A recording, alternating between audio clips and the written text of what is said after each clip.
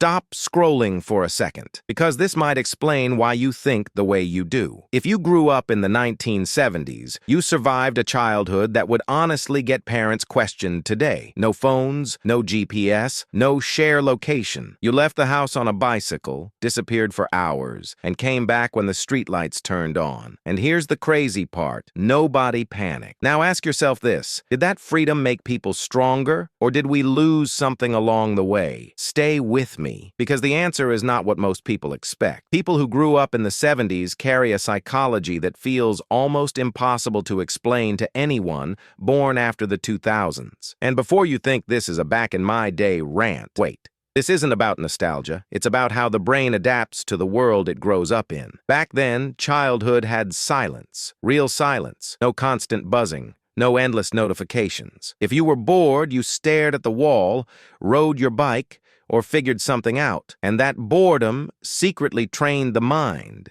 It created an inner voice that still exists today in that generation, saying, "I don't know how yet, but I'll figure it out." That mindset alone changes how someone handles stress, failure, and uncertainty. And here's the hook most people miss. That voice doesn't come from confidence. It comes from experience. But to truly understand the 70s generation, you have to look at who raised them. Many of their parents lived through World War II or its aftermath. These were people who saw real fear, real hunger, real loss. They didn't talk much about feelings. They didn't dramatize struggle. They survived, and survival became the lesson. Responsibility wasn't taught with words. It was absorbed through observation. You helped fix things. You repaired instead of replacing. When something went wrong, you adapted instead of asking for help. And here's the uncomfortable truth that keeps viewers hooked. They didn't grow up believing someone would save them. They were the safety net. This kind of upbringing forced people to mature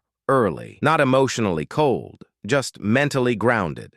They watched parents work long hours without complaining. They saw neighbors help each other without posting about it. Life was serious, but honest. Problems were normal. Responsibility wasn't a punishment. It was part of being alive. That environment builds dependability, not because it's taught, but because there's no alternative. And this is why, even today, many people from that era feel older than their age. Not physically, but mentally. They don't panic easily. They don't chase validation. Their confidence doesn't come from attention. It comes from knowing they've already handled worse. Now here's a pattern shift. Don't click away yet, because this is where it gets interesting. The 70s generation became a bridge between two worlds. One foot in a slow, quiet, analog life. The other in a fast, digital, noisy one. They remember boredom, and they're watching a generation that's never experienced it. They remember life without screens, and they're witnessing what constant stimulation does to the human mind. That's why conversations with people from that era often feel different. They're present. They're steady. They're not trying to impress you. And that calm isn't accidental. It was trained into them by life itself. Now let's talk about the generation born after the 2000s. And stay with me, because this isn't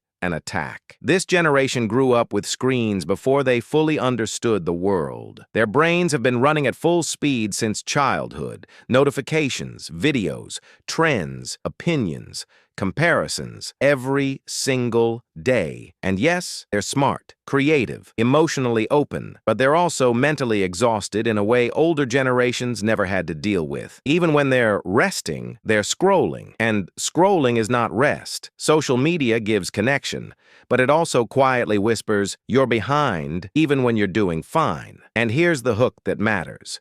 This generation isn't weak. They're overstimulated. So which generation had it harder? Don't answer yet.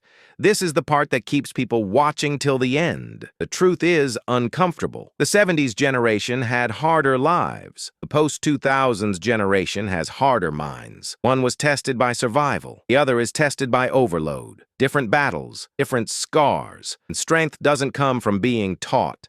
It comes from being tested by the world you're born into. So now I want to hear from you, and don't skip this part. Are you from before 1980 or after? Which generation do you honestly think had it harder smarter and why? Drop your answer in the comments because the discussions there are always deeper than the video itself. If this made you think differently, subscribe. We go deeper every day. Like the video so more people see this perspective. And remember, Deep Mind Talks isn't just a channel, it's a mindset.